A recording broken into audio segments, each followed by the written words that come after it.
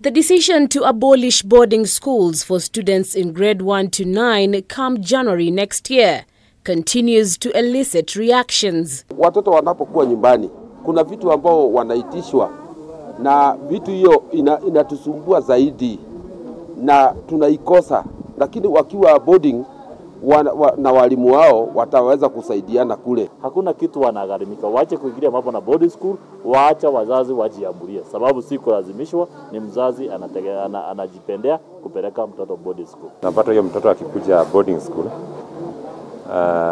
masomo yake ina improve kwa sababu labda kwenye anaishi ama kwa hakuna stima, hakuna maji. Lauding the move, the Secretary General of Kenya National Union of Teachers, Collins Oyu, has urged the ministry not to phase out boarding schools immediately, but to allow students and parents to stabilize. I'm very sure that it is not a one-off thing.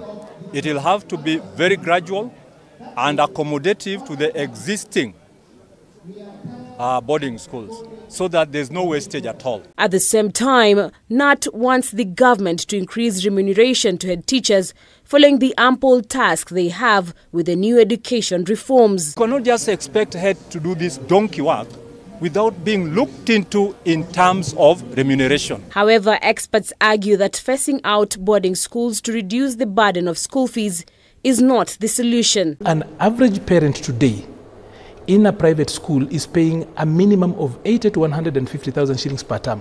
In private schools, we say that it's free.